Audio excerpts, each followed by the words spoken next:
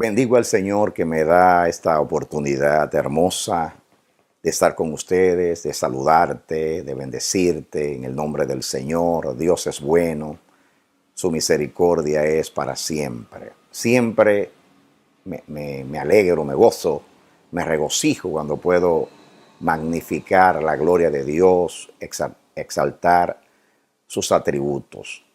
Te damos la bienvenida a nuestra programación Voz de Restauración. Saludamos a todos los hermanos que a través de los diferentes medios están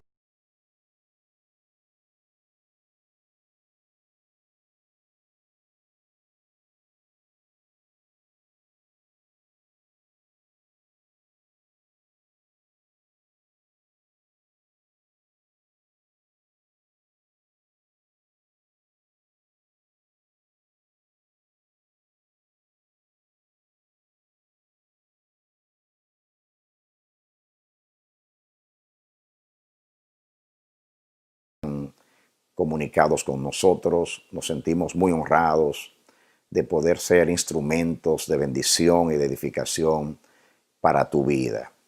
En el contexto que vivimos en una crisis, en una pandemia, algo que Dios anunció hace unos años de que venía un 9/11, lo estamos mirando. Han pasado ya casi 6 meses, la situación es difícil, complicada para todos. Miles y miles, cientos de miles de personas han perdido sus vidas. Hay 6 millones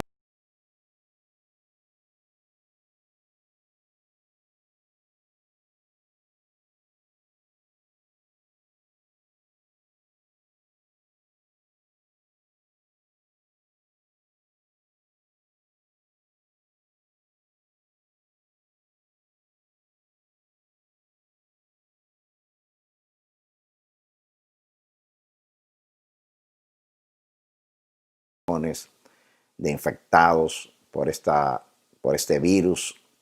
Familias están padeciendo, han perdido sus trabajos. En fin, la situación es crítica, es muy, muy angustiosa. Pero Dios es bueno, su misericordia es para siempre. Dios ha estado con nosotros, especialmente con la iglesia. Él guía a su pueblo, Él no nos desampara, siempre saca provecho a toda situación, como dice en su palabra, a los que aman a Dios, todas las cosas les ayudan a bien, aquellos que de acuerdo al propósito son llamados. De Jehová el Señor son los pasos del hombre, Él nos guía. Y tenemos que tener esa seguridad para no turbarnos, para disfrutar de la paz que gozamos. El Señor dijo, mi paz os dejo, mi paz os doy. No como el mundo la da, yo os la doy. No se turbe vuestro corazón, ni tengáis miedo. El Salmo dice, en el mundo tendréis aflicción, pero en mí tendréis paz. Confiad. Yo he vencido al mundo, dijo Jesús. Ahora el Salmo dice, muchos son los males del justo, pero de todos ellos, todos los males, lo librará Jehová. Él nos libra, Él está con nosotros. Los ojos del Señor nos ven. Él siempre nos rodea. El ángel de Jehová campa alrededor de los que le temen y los defiende. Eso es lo que dice la palabra de Dios. Tenemos dos opciones. O nos turbamos y nos dejamos paralizar, neutralizar y vencer por esta situación, o levantamos nuestra cabeza, miramos hacia arriba, le damos un voto de confianza al Señor. La Biblia dice que sin fe es imposible agradar a Dios. Si tú quieres agradar al Señor, según la palabra, la mejor manera de hacerlo es creyendo al Señor. Cuando los contemporáneos de Jesús le preguntaron, ¿qué es lo que tenemos que hacer para hacer las obras de Dios? La respuesta de Jesús fue, crean en aquel a quien Él envió. La fe es de suma importancia para Dios. Y yo me he dado cuenta en la conducta de Dios por revelación, que hay cosas que afectan el corazón del Padre y Él la toma en cuenta siempre y nunca se olvida de eso. Por ejemplo, en los mensajes que estamos ministrando acerca de la dispersión, tratando de entender lo que estamos viviendo, les hablé, estudiamos acerca de que Satanás, o sea, Lucifer, fue echado del cielo. Dios lo sacó de allí. Y Dios me reveló que Él fue el primero que sufrió una dispersión. Y Dios tomó ese mismo castigo del primer rebelde y lo hizo una forma de disciplina para todos aquellos que toman la misma actitud y reaccionan de la misma manera que Él. Y otro ejemplo, en otro contexto, es el caso de la fe, que estoy hablando de la fe. Dice que el pecado de nuestros padres fue que dudaron de Dios, dudaron de la palabra de Dios, le creyeron más a una serpiente, a un animal del campo que a Dios.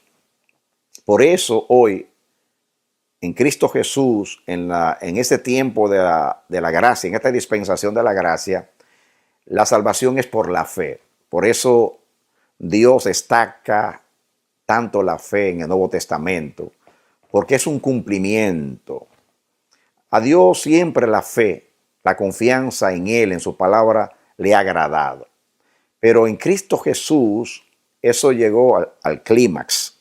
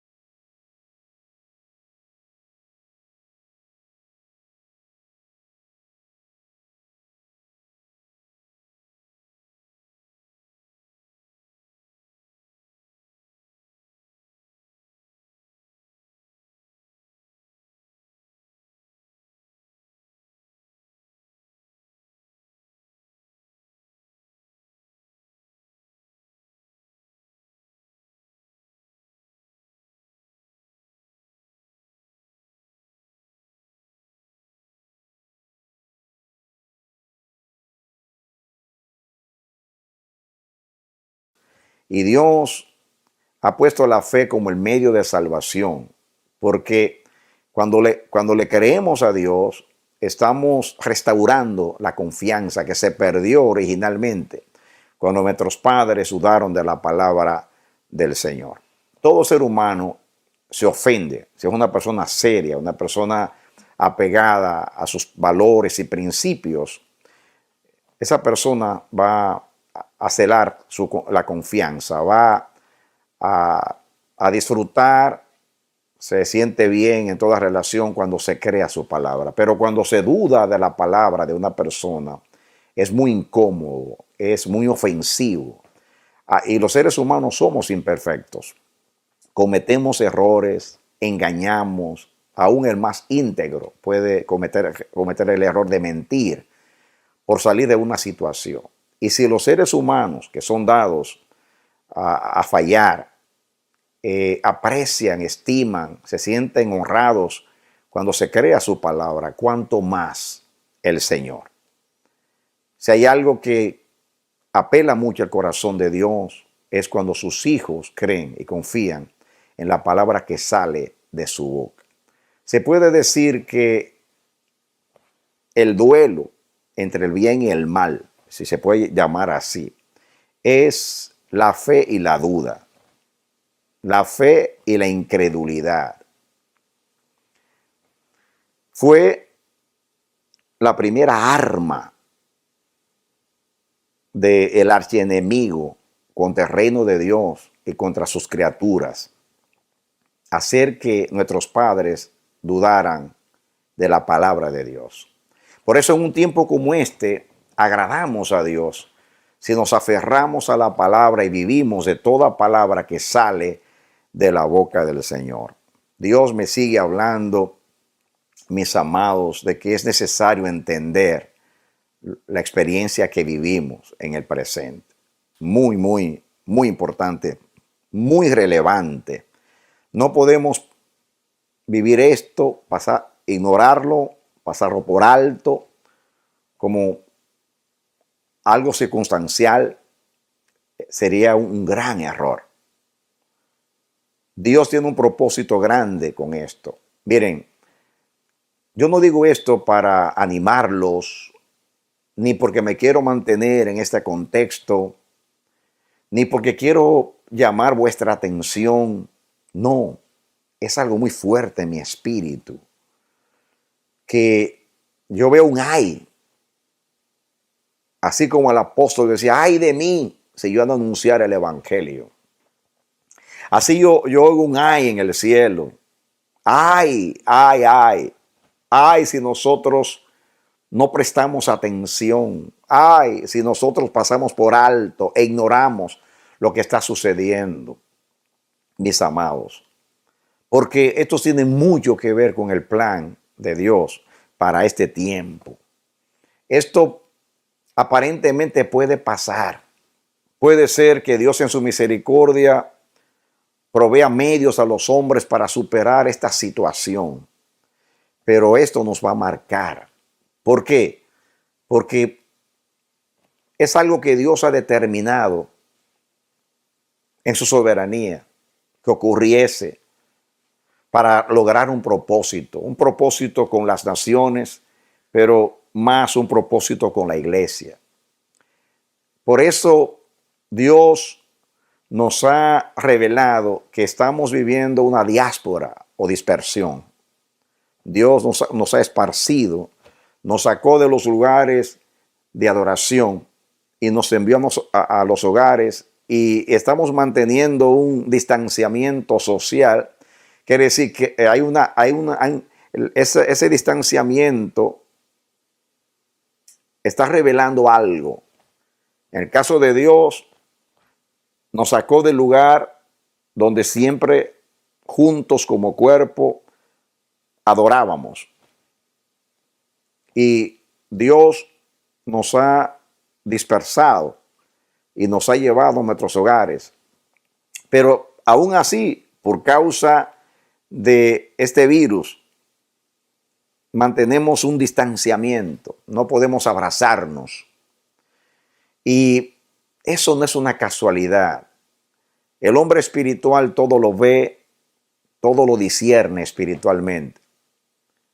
En Dios todo tiene un propósito, todo tiene un motivo, todo tiene una causa, todo responde a un propósito.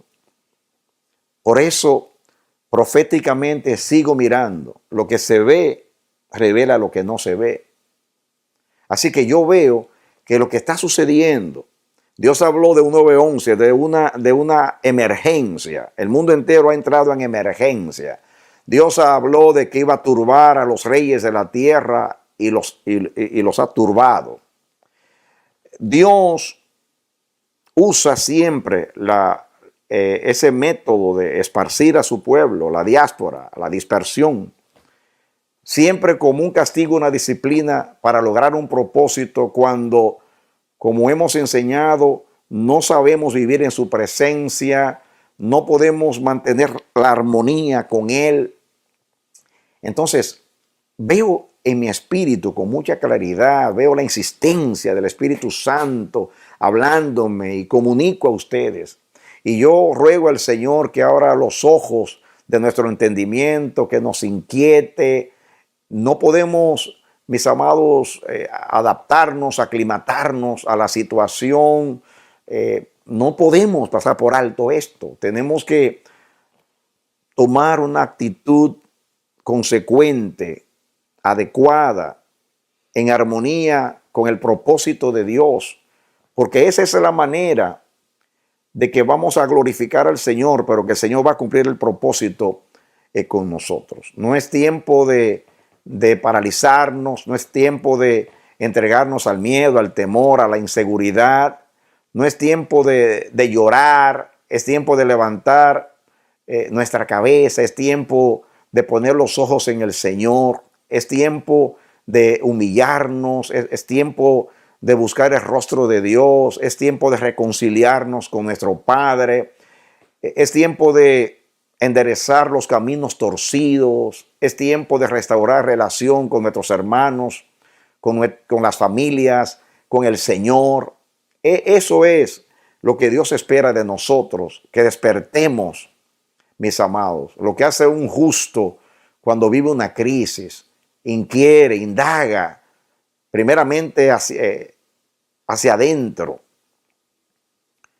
Señor, examíname, ensáyame, pesa mi corazón, mira a ver lo que hay en mí, qué puedo yo hacer, qué pide Jehová, mi Dios, de mí en esta ocasión, por qué Dios ha permitido esto. El cristiano, el justo, el responsable, el que ama a Dios, el que teme a Dios, se comporta de esa manera. Ese es el sentir de los piadosos. Por eso el Señor sigue ministrándonos acerca de cuál debe ser nuestra conducta en un tiempo como este. Yo sigo mirando que ese es el principio de grandes acontecimientos. Este es el principio nada más del trato de Dios con las naciones. Veo que va a suceder lo mismo que sucedió en Egipto, que Faraón se endureció con la primera plaga, con la segunda, con la tercera, y así sucesivamente. Y de momento, cuando era sacudido, mostraba un pseudo arrepentimiento o un arrepentimiento temporal. Pero inmediatamente pasaba el efecto de la prueba, o sea, de la crisis, de la plaga, volvía y endurecía el corazón. Hasta que al final, pues, Dios devastó a Egipto. Y entonces vino a reaccionar al final, cuando Dios lo tocó a él, cuando Dios tocó su casa. Y él revela lo que es el corazón del hombre, como estamos estudiando. Y hoy quiero continuar con la parte 2, diríamos, del mensaje pasado de Proverbios 27:19, que dice: como en el agua el rostro responde a rostro, así el corazón del hombre al hombre. Y dijimos que el significado de esto es, al igual que el agua refleja el rostro, así el corazón refleja y revela su ser interno. Los pensamientos reflejan el carácter de una persona. Así como cuando alguien se acerca a un lago, a las aguas tranquilas, y puede mirar como si fuera un espejo. Las aguas responden a lo que está frente a ella, en este caso el rostro de esa persona. Y estamos aplicando nosotros esto, que haciendo un repaso, que el agua en la Biblia representa muchas cosas, pero yo seleccioné 3 cosas. Primeramente, representa la palabra de Dios. Y lo aplicamos cuando nosotros ponemos el rostro, exponemos el rostro, presentamos el rostro frente a la palabra de Dios. La palabra de Dios es eficaz, penetra hasta lo más íntimo, discierne los pensamientos profundos del corazón, separa el alma del espíritu. La palabra escudriña, la palabra penetra. No hay nada que revele más lo íntimo del hombre como la palabra de Dios. Todos somos testigos, los que tenemos muchos años estudiando la palabra de Dios. De hecho, la palabra de Dios es el instrumento del Espíritu Santo. Y el Espíritu Santo también, en la Biblia, es representado por el agua. Jesús dijo, el que cree en mí, como dice la Escritura, de su interior brotarán ríos de aguas vivas. Y Juan, explicando en el capítulo 7, dice que se refería al Espíritu Santo. El Espíritu todo lo escudriña, dice la Biblia, aún lo profundo de Dios. Y el Espíritu usa la palabra para convencernos de pecado, de justicia, de juicio. A veces nosotros podemos creer que estamos andando por un buen camino, que tenemos una buena intención, hasta que somos confrontados por la palabra de Dios, hasta que nuestro rostro, nuestro interior se expone a la palabra de Dios. La palabra es cortante, la palabra penetra, la palabra descubre los secretos del corazón del hombre por el Espíritu Santo. El Espíritu Santo fue el que inspiró la palabra. El Espíritu Santo usa también de la misma manera la palabra de Dios. Y lo tercero que la Biblia compara con el agua son las pruebas. Pusimos muchos textos, Isaías 43, Dios dice a Israel, cuando pases por las aguas, yo estaré contigo, cuando pases por los ríos, no te anegarás, cuando pases por el fuego, no te quemarás, ni llamas arderán en ti, porque yo soy Jehová tu Dios. Pusimos otros ejemplos de las Escrituras de la misma manera, dice también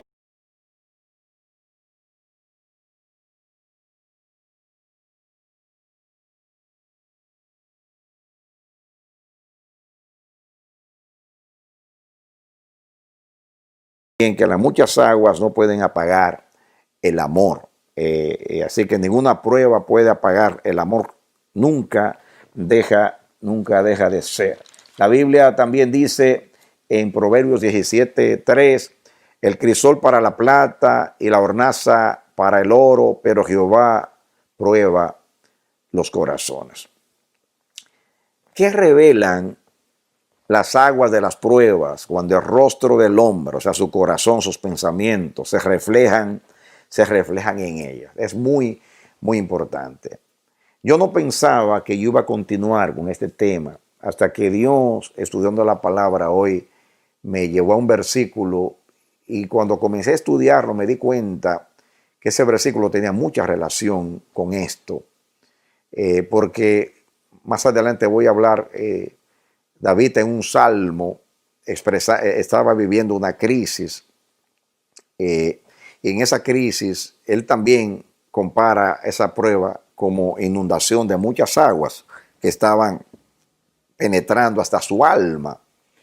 Y ahí en el Salmo, que voy a leer al final, me di cuenta que David, frente a la prueba, tenía una postura, tenía una actitud, revelaba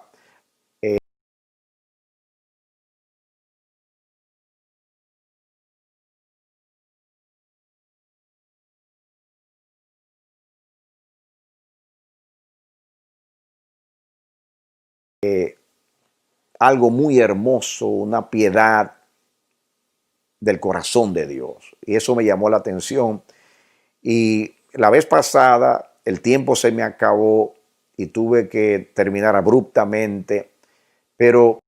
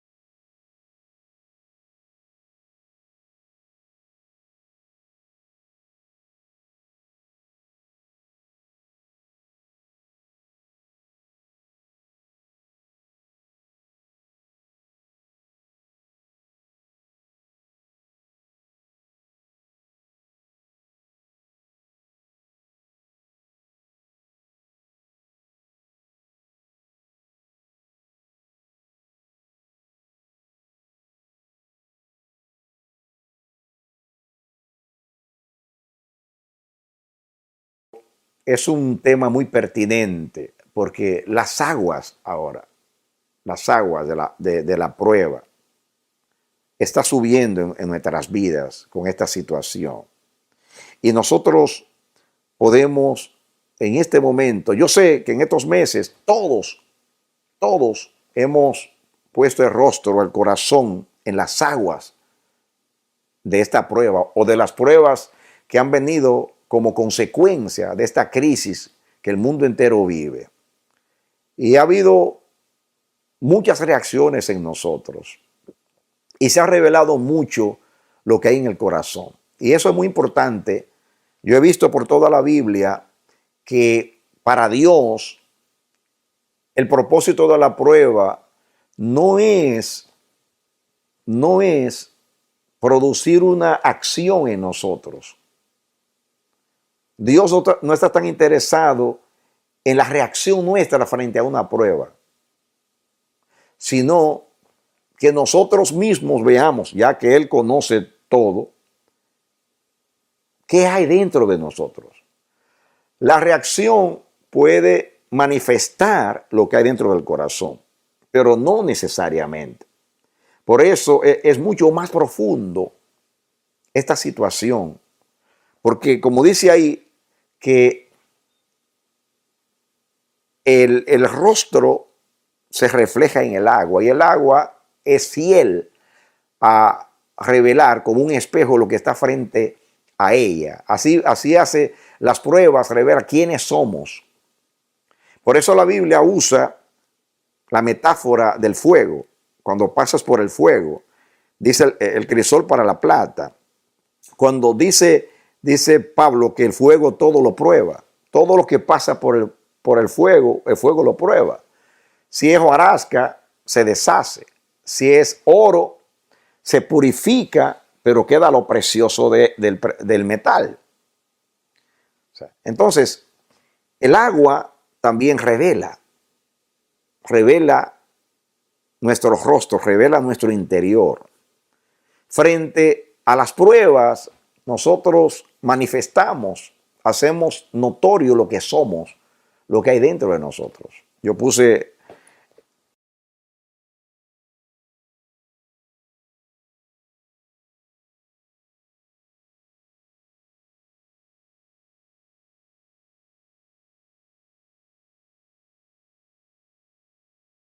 el ejemplo de Abraham la vez pasada, de que dice Génesis 22, uno en adelante, que Dios probó a Abraham y le dijo que fuera a uno de los montes de Moriah y sacrificase a su hijo.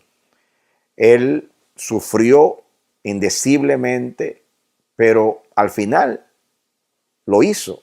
Dios tuvo que detenerlo porque estaba convencido, totalmente decidido a obedecer a Dios. Y como Dios vio que ya él entregó a su hijo, Dios lo detuvo y le dijo, ya no es necesario que tú lo hagas. Para mí ya tú lo hiciste.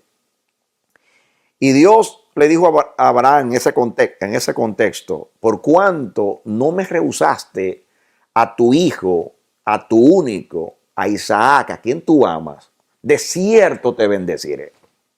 Ya lo había bendecido, le había dado el hijo, lo había enriquecido, le había cumplido casi todas las promesas. Y ahora le dice Dios, ahora es que te voy a bendecir. Porque tú has manifestado en esta prueba que tú me amas aún más que a tu hijo. Tú, frente a las aguas de la prueba, tú has revelado lo que hay en tu corazón, que tú me temes, que tú me amas, que yo soy lo más importante para ti. Por eso yo te voy a poner como ejemplo de la fe. Te voy a hacer el padre de la fe. Voy a bendecir en tu simiente, en esa que tú me entregaste, en Isaac, que es la descendencia, a todas las familias de la tierra. De Isaac nació Jesús. En Jesús fueron bendecidas todas las naciones. Dios le dijo a Abraham con estas palabras, tú te puedes relacionar conmigo. Tú y yo podemos tener una relación de totalidad, porque yo, siempre que hago o entro en una relación, hago un pacto, me comprometo y soy fiel a ese pacto. Y me entrego totalmente. Así que tú te has entregado totalmente. Tú puedes tener una relación conmigo. El corazón de Abraham se reveló en las aguas de aquella prueba. Y yo veo que cada vez que la Biblia habla de prueba, dice que la prueba en realidad está en el corazón, no en nuestras reacciones, no tanto en los hechos, sino lo que hay adentro, que es lo que Dios quiere que se revele para que nos conozcamos. Por ejemplo, yo puse, y quiero detenerme un poquito, puse el ejemplo de Israel en Deuteronomio 8, 2 y 3. Aquí lo escribí para que me sea más fácil. Deuteronomio 8, 2 y 3 dice, Dios le dice, parafraseando en el versículo 1, le dice, le hace alusión a los 40 años en el desierto y todas las señales y todos los portentos que Dios hizo. Y Dios le dice en el versículo 2, Deuteronomio 8, 2, que dice que lo hizo para afligirte, para probarte, para saber lo que había en tu corazón. Oigan bien, para afligirte, para probarte, para saber lo que había en tu corazón, si habías de guardar o no sus mandamientos. Y te afligió, dice Moisés, y te hizo tener hambre, y te sustentó con maná, comida que tú no conocías, o no conocías tú, ni tus padres habían conocido, para hacerte saber que no solo de pan vivirá el hombre, más de todo lo que sale de la boca de Jehová vivirá el hombre. Dios dice que en el desierto, en los 40 años, Dios a Israel lo afligió para probar lo que había en su corazón. Y dice, yo te alimenté, yo te sustenté con comida que tú no conocías, ni tus padres, pero yo te hice tener hambre. En el desierto, Dios favoreció a Israel. Cuando Dios favorecía a Israel, Israel disfrutaba, celebraba, como cuando salieron del Mar Rojo, que María tomó el pandero y comenzó a danzar y a cantar, y las mujeres fueron en pos de ella, y Israel estaba feliz y alabaron al Señor. Pero cuando llegaron a Mara y vieron que las aguas eran amargas, allí vino la murmuración. Cuando faltaba el agua, cuando faltaba el alimento, cuando Dios afligía a Israel, entonces Israel se rebelaba, murmuraba, criticaba. Entonces, Dios expuso a Israel en las cosas agradables y en las cosas desagradables. Ahí dice, te di a comer pan que tú no conocías. Se refería al maná. Ni tú ni tus padres. Cuando el maná cayó la primera vez, que era algo novedoso, ellos se alegraron, celebraron, bueno, y comieron maná por un buen tiempo. Pero se cansaron del maná y comenzaron entonces a criticar, a buscar defectos al maná. Ya dice que estaban hastiados. Quiere decir que algo bueno, el maná, que al principio recibieron con beneplácito, ahora comenzaron a buscar defectos, a propugnar el descontento. Comenzaron a revelar la insatisfacción que había en sus corazones. Un pueblo que veía milagros cada día, que veía esa nube ahí de día y esa columna de fuego de noche, y veía cómo esa nube se movía cuando Dios quería mover campamento. Como un pueblo que vio tantas señales y portentos y y vio a Dios tan cerca, podía tener una actitud tan hostil, tan negativa, tan incrédula, tan rebelde? No se puede entender.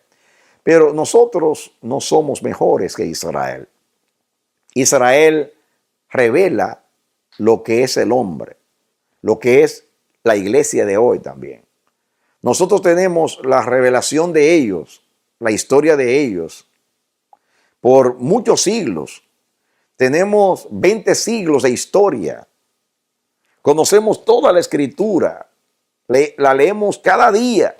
Y cuando Dios nos presenta las aguas de la prueba y nuestros rostros en nuestro interior es presentado frente a las aguas de las pruebas, se revela, se manifiesta lo que hay dentro de nosotros. Y me llama mucho la atención. Yo cité la vez pasada y pasé rápido en Segunda de Crónicas 32, 30 y 31. Y la última parte del 31, ahí habla de Ezequías, y dice ahí que Ezequías, Dios lo bendijo grandemente, hizo cosas extraordinarias, pero dice la palabra que Dios lo probó con relación a aquella situación que él vivió cuando llegaron los mensajeros de Babilonia. Dice el 32, capítulo 32 de Segunda de Crónicas, versículo 30, y fue prosperado Ezequías en todo lo que hizo, más en lo referente a los mensajeros de los príncipes de Babilonia, que enviaron a él para saber del prodigio que había acontecido en el país. Dios lo dejó para probarle, para conocer lo que estaba en su corazón. Lo mismo que en Israel. Te afligiste, te tener hambre, para ver lo que había en tu corazón, para probar si tú ibas o no a guardar mis mandamientos. Aquí Dios hizo un milagro. Ezequías, que fue un hombre en general muy consecuente, uno de los mejores reyes de Judá, estaba enfermo de una enfermedad de muerte, y él lloró y se humilló delante de Dios y pidió ayuda, y Dios tuvo misericordia de él y le salvó la vida. Y el profeta Isaías lo visitó y le dijo que pidiese una señal. Él rehusó, pensaba que poner una señal era tentar a Dios, pero Dios le dijo: pon la señal. Y Dios, como él él no quiso pedir señal, Dios le dio la señal, y Dios volvió atrás 10 grados el reloj del rey Acaz. Vinieron los embajadores de Babilonia. Naturalmente, la visita posiblemente era política, pero ellos sabían leer los astros, eran conocedores de la astronomía y practicaban la astrología. Y dice aquí que ellos se percataron del prodigio. Miren lo que dice: más en lo referente a los mensajeros de los príncipes de Babilonia, dice que enviaron a él para saber, oigan eso, para saber del prodigio que había acontecido en el país. Dios lo dejó para probarle, para conocer lo que había en su corazón. Dios lo dejó. Dios se echó a un lado. Yo busqué esta palabra en hebreo porque me llamó la atención. Esta palabra es la palabra, el verbo hebreo, azab, que viene de una raíz que significa aflojar. Y se traduce soltar, apartar, cesar, dejar libre, abandonar, desechar, etc. En otras palabras, Dios lo dejó libre. En otras palabras, Dios dijo: yo no voy a intervenir, yo me echo a un lado, que significa apartarse, significa cesar. Dios cesó de intervenir en la vida del rey Ezequías en ese momento y dijo, voy a mirar ahora. Yo le salvé la vida, yo le extendí los años, yo hice un milagro, un portento, porque que el tiempo volviera atrás, eso no se sabe ni cómo Dios lo hizo. Era algo grandioso, impactante. Y cuando llegaron estos mensajeros, lo que él hizo fue tratar de impresionarlos mostrando lo que había en su casa. Dice que no hubo nada, no hubo cosa que él no mostrase a estos embajadores que vinieron de Babilonia. Pero a mí me llama la atención aquí dos cosas. Uno, que Dios lo dejó. Es como, esta palabra se traduce abandonar, pero significa cesar, apartarse de, dejar el campo libre. Justamente así se traduce también, dejar libre.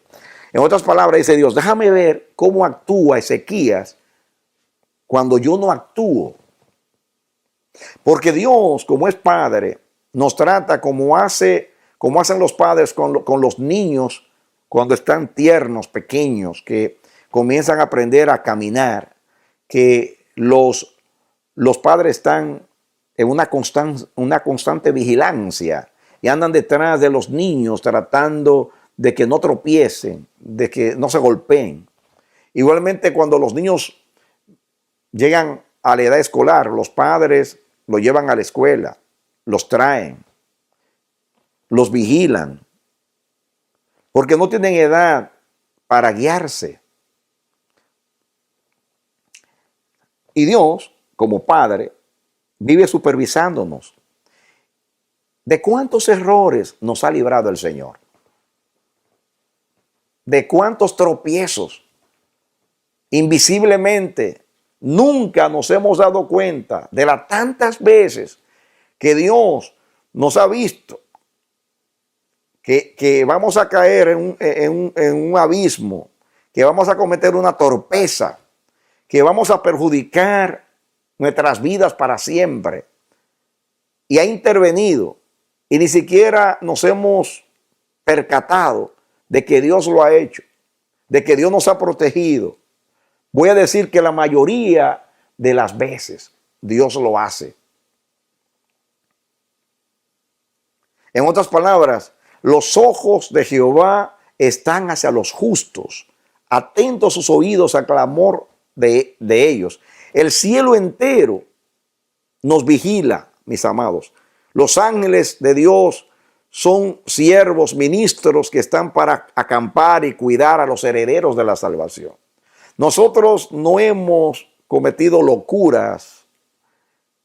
Nosotros, mis amados, no hemos cometido grandes errores o más errores de los que hemos cometido, porque en los momentos difíciles Dios ha intervenido. Y lo ha hecho sin que nosotros no demos cuenta. Porque es Padre, porque nos ama. Y eso prueba que nosotros no podemos dirigir nuestras vidas por nosotros mismos. Digo, dirigirla en el camino de Dios, en el camino del bien, en el camino de la justicia.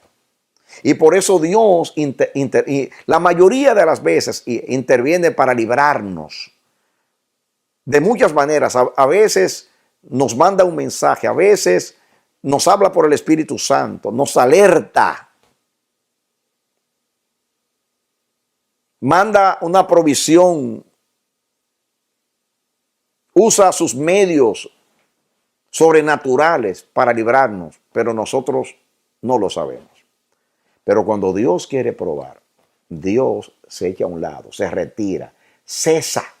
Esa palabra se puede traducir cesar, apartarse, abandonar, no en el sentido negativo. Abandonar es dejarte a la suerte de tu propia conducta para mirar cómo tú vas a actuar en este momento. Porque yo estoy interesado en que tú te veas. Yo estoy interesado en que tú sepas quién tú eres. Porque muchas veces nosotros nos sentimos fuertes, inteligentes, capaces o incapaces de hacer ciertas cosas malas. y tenemos mucha confianza en nosotros mismos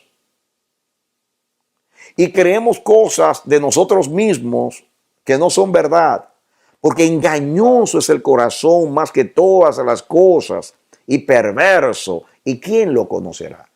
¿Quién se conoce a sí mismo? ¿Quién conoce el corazón del hombre? Mis amados, nosotros no cometemos más errores porque no tenemos la oportunidad, porque no somos probados. Por eso es bueno orar siempre con el Padre Nuestro, diciendo al Señor, líbrame de tentación, líbrame de prueba. Porque si el Señor nos dejara siempre, se echara a un lado y cesara su intervención paternal, sobrenatural, ay de nosotros. Ay de nosotros, amados.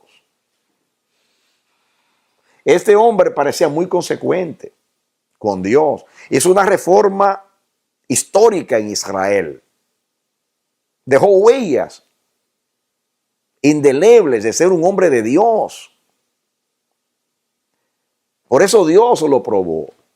Y lo probó con un acto de misericordia. Y lo probó con un acto de honra.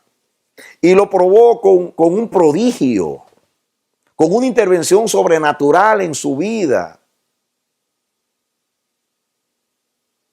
Y le dio la oportunidad de que honrase a Dios. Diferente con Salomón cuando comenzó su reinado, que fue también consecuente, que cuando vino la reina de Seba, él le dio testimonio del Dios de Israel. Y yo lo sé porque ella cuando se despedía le dijo, Dios te puso en el trono y te dio sabiduría porque Dios siempre ha amado a Israel. Y ella le atribuyó la sabiduría de Salomón a Dios. Eso quiere decir que en ese momento Salomón era un mozo, era humilde. Y dice que la reina de Seba estaba asombrada hasta de los holocaustos, de los sacrificios que él hacía a Dios. Pero Ezequías, que fue un hombre también muy hermoso espiritualmente, no le resto piedad a este santo de Dios, pero sí Dios probó lo que había en su corazón. Yo no sé si tú estás entendiendo, pero mientras yo estoy hablando, estoy pensando en mí mismo, estoy aplicándome la palabra. Y yo me pregunto, si Dios constantemente expusiera mi rostro a las aguas de las pruebas, ¿qué se reflejaría o proyectaría en esas aguas? La fe y el temor reverente que manifestó Abraham cuando Dios le pidió un acto de obediencia de una magnitud como entregar a su hijo.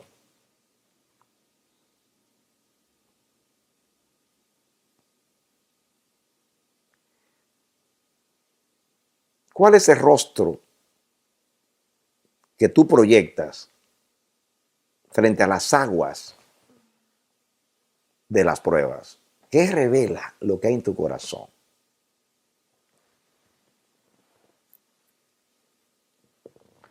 Otro ejemplo que voy a mostrar se encuentra en el libro de Jueces, en el capítulo 2 del libro de Jueces. Jueces, capítulo 2, comenzando con el versículo 16 en adelante. Escuchen esto. Jueces 2:16 en adelante dice, y Jehová levantó jueces que los librasen de mano de los que les despojaban. Pero tampoco oyeron a sus jueces, sino que fueron tras dioses ajenos, a los cuales adoraron. Se apartaron pronto del camino en que anduvieron sus padres, obedeciendo a los mandamientos de Jehová. Ellos no hicieron así.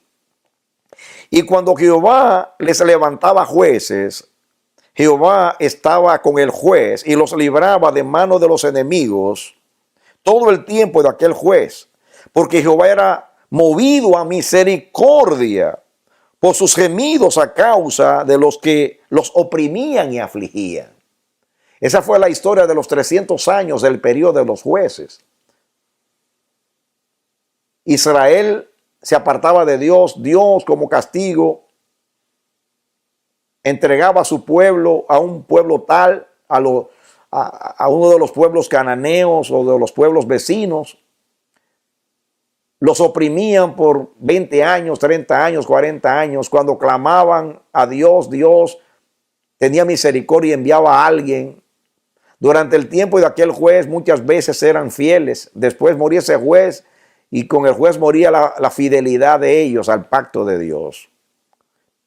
Versículo 19 dice: más acontecía que al morir el juez, ellos volvían atrás y se corrompían más que sus padres, siguiendo a dioses ajenos para servirles e inclinándose delante de ellos, y no se apartaban de sus obras ni de su obstinado camino. Y la ira de Jehová se encendió contra Israel y dijo: por cuanto este pueblo traspasa mi pacto que ordené a sus padres y no obedece a mi voz, tampoco yo volveré más a arrojar de delante de ellos a ninguna de las naciones que dejó Josué cuando murió. Escuchen ahora el versículo 22. Jueces 2:22. Para probar con ellas, con esas naciones, a Israel, si procurarían o no seguir el camino de Jehová, andando en él como lo siguieron sus padres. Por esto dejó Jehová aquellas naciones sin arrojarlas de una vez y no las entregó en mano de Josué, para probar si procurarían o no. Dios probó a Israel, mis amados, de esta manera. ¿Por qué dejó Dios a las naciones cananeas ahí? Mire, yo tengo aquí en mis notas, escribí esto. Dice: en el caso de Israel, en el tiempo de los jueces, los cananeos fueron dejados en la tierra para seguir probando lo que había en sus corazones. Y me dice la palabra, seguir probando. Porque esto no fue una vez, esto duró 300 años, para seguir probando. La enseñanza es que cuando no pasamos una prueba de Dios, esta sigue, esta continúa. El Señor es un maestro que nos da nuevas oportunidades, pero no nos pasa de grado si nosotros no hemos aprobado el examen. El Señor nos dice: ay, pobrecito, ya tiene 2 años en este grado, lo voy a pasar ya porque me da pena. Se va a atrasar demasiado. No. Dios dice: te doy una oportunidad, te doy otra oportunidad, te doy otra oportunidad. Dios es el Dios de las oportunidades, porque es Padre, es el Dios de la restauración. Pero hasta que no pasamos esa prueba va a continuar. Y eso fue lo que Dios hizo aquí. Permitió que los cananeos estuviesen ahí como espinas en su costado, para probar siempre lo que había en su corazón. Y naturalmente, por 300 años revelaron lo mismo. Cuando algo está en el corazón no cambia por sí mismo. Por eso el Señor, como nuestro corazón no puede cambiar, nos dio un corazón nuevo y un espíritu nuevo, porque este ya está dañado. A mí me ministra mucho esto, porque muchas veces el Señor nos presenta la misma prueba y no la pasamos. Y constantemente nos está haciendo ver o revelándonos lo que hay en el corazón. Pero como dice el apóstol Santiago, que lo citamos la vez pasada, como aquel que solamente es un oidor de la palabra, que va como al espejo de la palabra y descuidadamente se mira y ni se detiene y se va. porque es un superficial.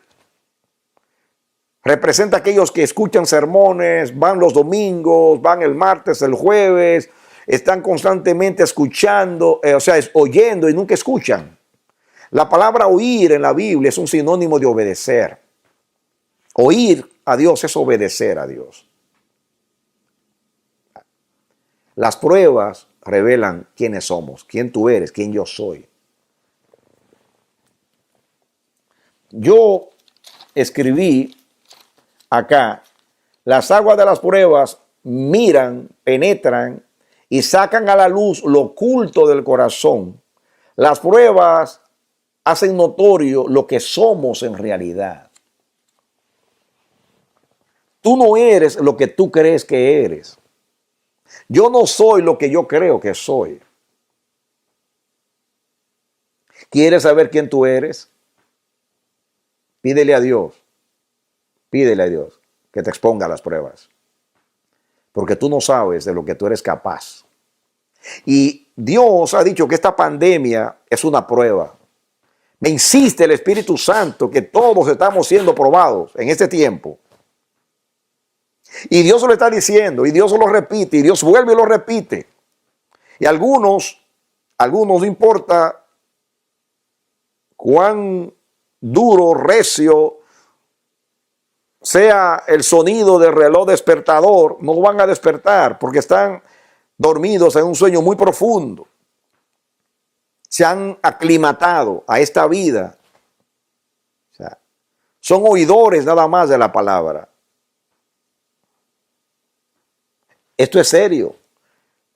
En este tiempo, los reyes de la tierra están siendo probados. Los gobernantes están siendo probados. Las naciones están siendo probadas. Los ministros de Dios estamos siendo probados. La iglesia de Jesucristo está siendo probada con esta pandemia. Lo que está sucediendo está revelando lo que hay en el corazón nuestro, mis amados. El propósito de las pruebas, escúchame bien, el propósito de las pruebas no es conocer nuestras reacciones frente a una circunstancia difícil o una crisis, sino revelar lo profundo del corazón. Óyelo bien. Óyelo bien. Esta es una reflexión. El propósito de las pruebas no es conocer nuestras reacciones frente a una circunstancia difícil o a una crisis, sino revelar lo profundo del corazón. Óyelo bien. La prueba revela la fidelidad. O sea, la prueba o las pruebas revelan con fidelidad lo que realmente somos. Las pruebas revelan con fidelidad verdaderamente lo que somos. Por eso la Biblia dice que Dios pesa los corazones. Dios examina los corazones. ¿De qué manera Dios examina los corazones? Cuando lo pasa por el fuego, cuando lo pasa por las aguas. Tanto el fuego como las aguas revelan lo que hay en el corazón, porque ambas cosas representan lo que son las pruebas. Ahora, pasando a un contexto, diríamos, más positivo. Ya dije que las aguas de las pruebas reveló el verdadero rostro de Israel en el desierto. Las aguas de las pruebas revelaron el verdadero rostro de Abraham. Las aguas de las pruebas reveló el verdadero rostro de Ezequías. Tú puedes presumir que tú eres fiel, que tú eres devoto. Y puede ser que tú lo creas de todo tu corazón. ¿Sabes por qué? Porque todavía no has sido expuesto a ciertas pruebas.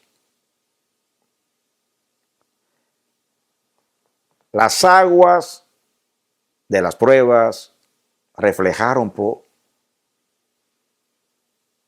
lo profundo del interior, o sea, revela lo profundo del interior y la verdadera identidad del corazón.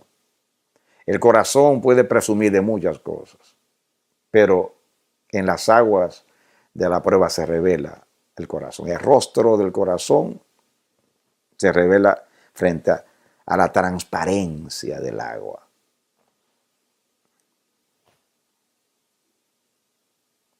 Israel reveló que era un pueblo rebelde, obstinado, incrédulo, idólatra y desobediente. Ese fue su rostro. Y así Dios le llama a Israel, pueblo rebelde, obstinado, que ya me ha provocado 10 veces, le dice Dios a Israel en el desierto. Dios no tanto prueba las acciones, sino la mente y el corazón, porque allí se esconde el motivo, allí se esconde la intención, allí se esconde la motivación, ahí se esconde la respuesta, la identidad de lo que somos. Por eso dice la palabra, engañoso es el corazón más que todas las cosas. ¿Quién lo conocerá? Dios lo conoce, pero las aguas de la palabra lo revelan. Las aguas del Espíritu lo revelan. Las aguas de las pruebas lo revelan. Ni tú mismo ni yo conocemos nuestros corazones. Dios, la palabra, el Espíritu, que nos convence de pecado, porque antes de lograr un cambio, nos revela que estamos mal y ponen en el corazón el arrepentimiento, un cambio de mente y también la conversión, una actitud, una decisión de regresar a Dios.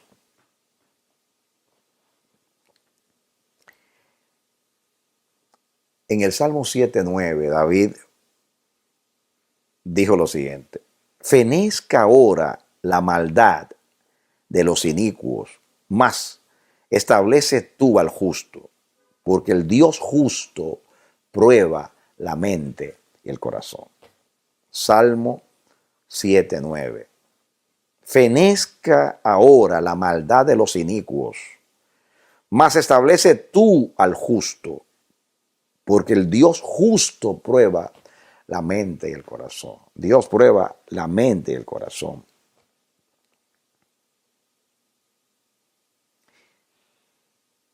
Y en el Salmo 17:3, David dice, tú has probado mi corazón y me has visitado de noche y me has puesto a prueba y nada inicuo hallaste. Gloria a Dios.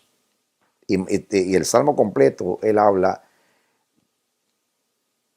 por qué él fue librado del mal, la confianza que tenía en Dios, cómo se apartó de personas, de amistades, de relaciones que no lo edificaban.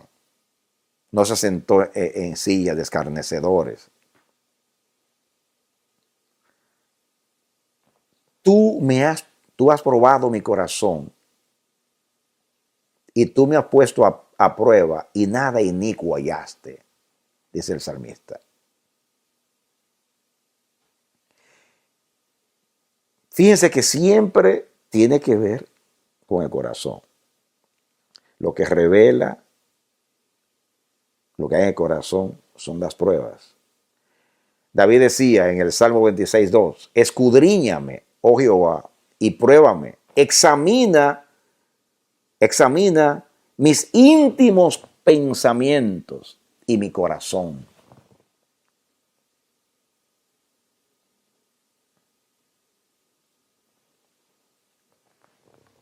Ahora, yo quiero llegar al pensamiento que les dije en la introducción, de David en el Salmo 69. Voy a ir rapidito para detenerme en algo acá.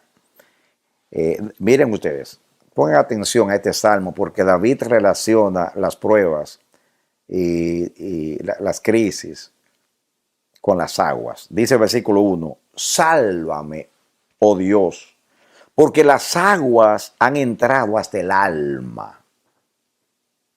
Las aguas, o sea, las pruebas, las dificultades, las crisis que él vivía. Él compara todo esto con las aguas y dice, miren la metáfora, porque las aguas han entrado hasta el alma. Estoy hundido en cieno profundo donde no puedo hacer pie. He venido a abismos de aguas y la corriente me ha anegado. Oigan bien, abismos de aguas. La corriente me ha anegado. Las aguas han entrado hasta mi alma. Quiere decir que David está viviendo una situación bien difícil. Una prueba bien grande y profunda.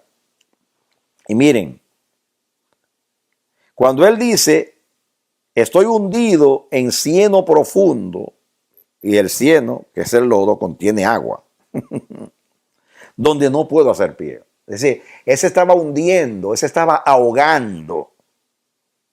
Y ahora miren acá, versículo 3, atención. Cansado estoy de llamar, mi garganta se ha enronquecido, han desfallecido mis ojos esperando a mi Dios. Atención, cansado estoy de llamar, mi garganta se ha enronquecido, han desfallecido mis ojos esperando a mi Dios. Aquí viene lo que Dios hizo con Ezequiel. Lo dejó. Se echó a un lado. Cesó de intervenir. Decidió dejarlo solo para probar lo que había en el corazón. David aquí clamó a Dios con desesperación. De tal manera que dice, mi garganta se ha enronquecido. Han desfallecido mis ojos esperando a mi Dios. Posiblemente de insomnio, de no poder dormir por la crisis o de tanto llorar, no sé, pero la situación era crítica, era difícil. David no era un alarmista que estaba diciendo, yo estoy en lodo profundo, las corrientes me están anegando, no puedo más.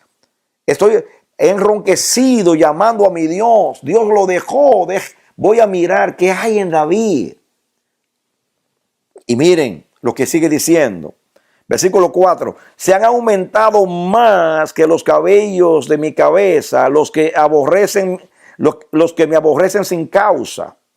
Se han hecho poderosos mis enemigos, los que me destruyen sin tener por qué. Y he de pagar lo que no robé. Escuchen, no solamente Dios lo deja en la prueba para mirar lo que había en su corazón, sino que aumentó el fuego de la prueba. Aumentaron las aguas porque se aumentaron los enemigos, se hicieron más poderosos. Pero David sufrió algo que es muy difícil sufrir. Cuando usted sufre por algo que usted sabe que fue consecuencia de sus malos hechos, usted aunque sufra, usted se resigna diciendo, bueno, total, tengo que ser responsable. Esto es consecuencia de mis actos. Pero cuando usted es inocente, dice, estoy pagando lo que yo no robé. Y eso duele más. Eso hace más intenso el conflicto. Hace más angustiosa la prueba. Porque usted dice, yo estoy sufriendo siendo inocente. Sigo. Versículo 5. Salmo 69, 5. Dios, tú conoces mi insensatez y mis pecados no te son ocultos. Ahí hay un hombre transparente que reconoce que es insensato, que es débil, que es flaco, que es propenso. No se creyó un superhombre. Dice el versículo 6. Ahora viene el versículo que traspasó mi corazón. No sean avergonzados por causa mía los que en ti confían, oh Señor Jehová de los ejércitos. No sean confundidos por mí los que te buscan, oh Dios de Israel. Oh, wow. Escúchame esto. A mí me llamó mucho este pensamiento de David, porque está probado psicológicamente que cuando un ser humano vive una crisis, se olvida de todo y se concentra en sí mismo.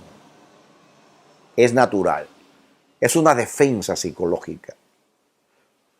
Si está muy afectado por la prueba, cae en la depresión. La depresión tiene como síntomas apatía social, se quita el apetito, se pierde el sueño, la gente cae en un abandono, pierde respeto por la vida, no le importa nada, no importa que pierda el trabajo, se entrega totalmente al abandono, porque está afectado por lo que le está sucediendo. Y si no puede dormir es porque se siente amenazado, porque ese pensamiento de fracaso, eso que le está afectando, lo tiene agobiado, porque se siente angustiado, porque su vida está siendo afectada.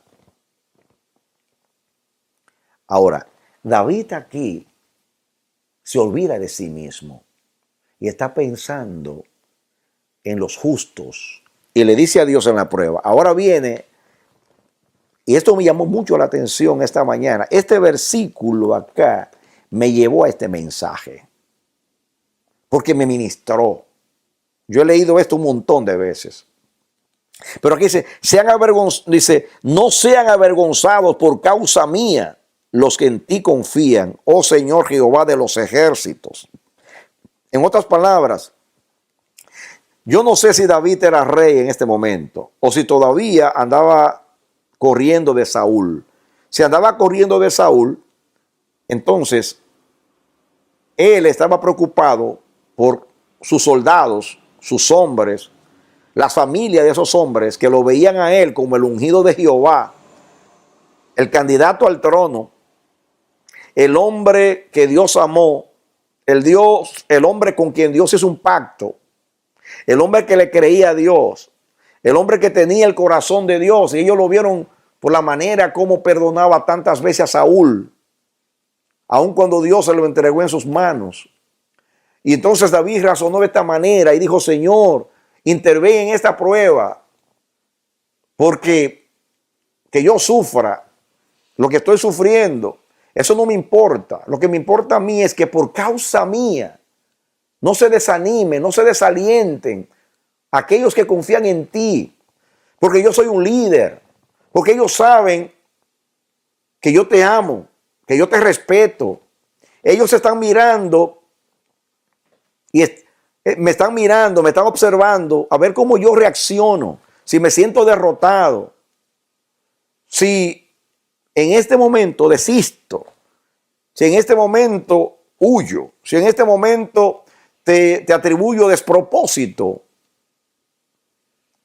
Ellos están observando si tú me abandonas o no, si tú me respaldas o no.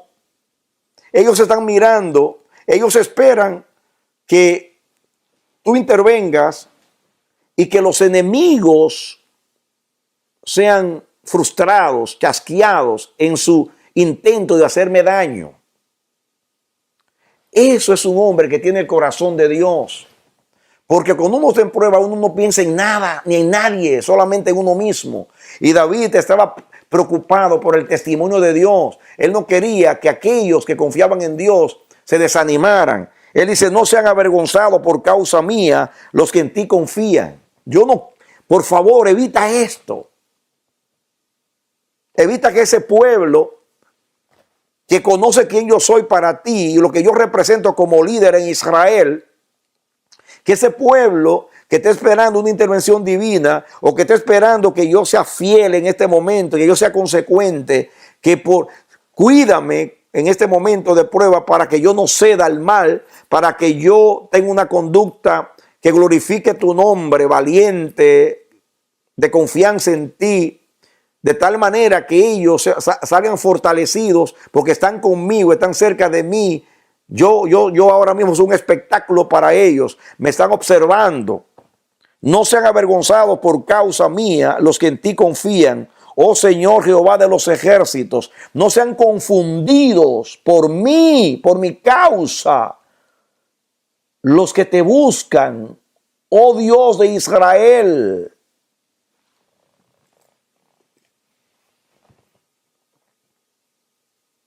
No solamente el cielo nos está mirando, nos están mirando nuestros familiares, pero nos están mirando nuestros hermanos. El apóstol Pablo dice a la iglesia, si yo los desanimo, ¿quién los va a animar a ustedes? Amados, somos espectáculos al mundo. Si nosotros nos portamos varonilmente, nos esforzamos, le creemos a Dios y frente a las aguas de las pruebas mostramos un rostro que ama a Dios, que teme a Dios, que le cree a Dios, de valentía, de paz, de tranquilidad, de fidelidad a Dios. Los hermanos que nos rodean, que saben la relación que tenemos con Dios, que nos están observando, van a ser fortalecidos, no van a ser avergonzados ni confundidos, no van a perder la confianza en Dios, porque ellos ven cómo nosotros nos comportamos frente a la situación. Quiere decir que una prueba es una oportunidad, óyelo bien, una prueba es una oportunidad. Aunque es difícil, aunque revela, aunque hace notorio lo que hay en el corazón, es una oportunidad de glorificar a Dios. Y por eso Dios, mis amados, nos expone a las pruebas. Primeramente para que veamos nuestra necesidad y para que busquemos su ayuda y dependamos de Dios, y para terminar con el orgullo, la altivez, la autoconfianza, para que tengamos un criterio, un concepto verdadero, no engañoso de lo que nosotros somos, para que haya arrepentimiento en nosotros, conversión, necesidad de Dios, búsqueda de Dios, porque somos débiles, porque somos flacos. Pero también es una oportunidad de glorificar a Dios delante de los hombres, delante de nuestros hermanos. Nuestros hermanos, yo soy pastor.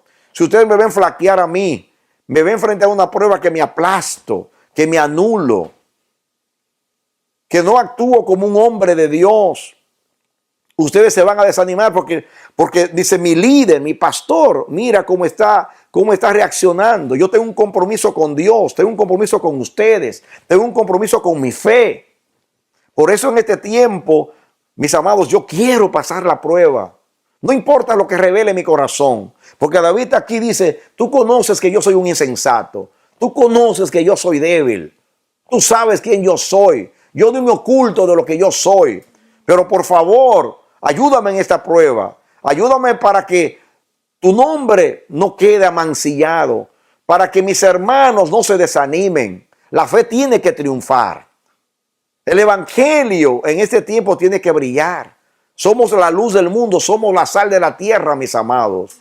Esta es una oportunidad de Dios. No lo veamos como una desgracia, no lo veamos tanto como una prueba. Miremoslo como una oportunidad de Dios para representar a Dios dignamente, para dar testimonio de Dios, para animarnos los unos a los otros y comportarnos como participantes, como aquellos que están sufriendo lo mismo, como dice el apóstol Juan, yo, su hermano, participantes con ustedes de las aflicciones de Cristo, de las pruebas en este momento. David, en todo el Salmo, no tengo el tiempo, manifiesta o se revela en él una actitud preciosa, hermosa, gloriosa, digna de un siervo de Dios, sin engañarse, revelando lo que él era. Un hombre débil, flaco, propenso, inclinado al mal, como él dice, yo soy un insensato, Pero yo no quiero que por mi cobardía, por mi incredulidad, por no saber bregar con esta situación, yo sé que la prueba va a revelar mi corazón, pero el miedo no es que yo quede mal, el miedo es que tú quedes mal, el miedo es que mis hermanos se me desanimen. No, Señor, ayúdame en esta prueba, para que tu nombre no sea blasfemado, para que mis hermanos no sean confundidos, para que los que confían en ti no vuelvan a la incredulidad. Oh, mis amados, las pruebas revelan el rostro, revelan nuestra verdadera identidad. No te desanimes si la prueba revela que tú eres débil. Eso significa que ya tú tienes el diagnóstico. Y sin diagnóstico no hay cura, no hay medicina. Lo primero que Dios hace es convencernos de pecado, diagnóstico. Lo segundo que Dios hace después es que nos hace pedir perdón, reconocer que estamos enfermos. Lo tercero que Dios hace es que produce arrepentimiento, un cambio de mente. Lo cuarto que Dios hace es convertirnos, a regresar a Él. Por eso prueba, para que no nos engañemos creyendo que somos buenos, que somos fuertes, que somos capaces. Ojalá lo fuésemos, porque de esa manera la prueba va a revelar lo mismo que reveló en Abraham, que temía a Dios, que amaba a Dios. Y lo mismo que revela aquí en David y en otros hombres de Dios. Mis amados, tenemos una oportunidad. Así alumbre vuestra luz delante de los hombres, para que los hombres vean nuestras obras y glorifiquen al Padre. Damos gracias a Dios por las pruebas, porque las pruebas revelan quiénes somos, revelan nuestra condición y nos hacen ir a Dios para buscar ayuda. Es una oportunidad para glorificar a Dios. Lo último que te voy a decir es esto.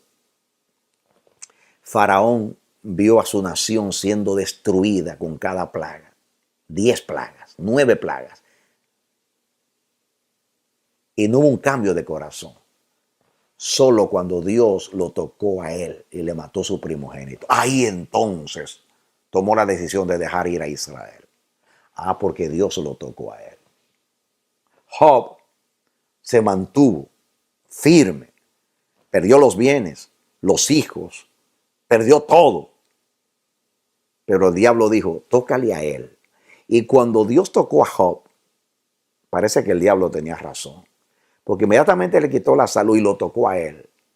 Entonces comenzó a quejarse y reveló todo. El libro de Job revela eso. Job salió airoso cuando perdió los bienes, perdió los hijos, perdió la mujer. El diablo dijo, no le importa nada, lo que le importa es su pellejo, como decimos en nuestro lenguaje coloquial. Cuando Dios tocó a Job, o el diablo tocó a Job, ahí se acabó todo. Ahí comenzó entonces a juzgar a Dios y reveló lo que había en su corazón. Pero cuando a Jesús en la cruz, Dios lo dejó solo en la prueba, lo dejó como Ezequías, lo dejó como a David, se echó a un lado hasta que dijo, Dios mío, ¿por qué me he desamparado? Pero ¿cuándo lo dijo? Lo dijo cuando dijo, perdónalo, Señor, que no saben lo que hacen. En el dolor más punzante de la cruz, encomendó a María, a Juan, mujer, he ahí a tu hijo, he ahí a tu madre.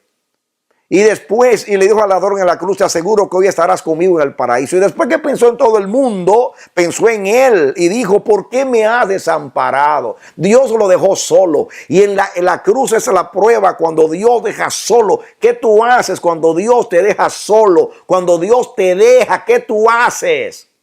Jesús encomendó su vida a Dios. Pasó la prueba del amor. No pensó en sí mismo, pensó en todos menos en él. David pensó en sus hermanos. Reveló que en su corazón había amor, porque el amor no busca lo suyo. Ojalá que Dios pueda aprobarte en esta prueba. Y si no, sea un motivo para tú necesitar a Dios, buscar a Dios y encontrar su bendición. Que Dios te bendiga y te dé la victoria en Cristo Jesús. Aleluya. Amén, amén y amén.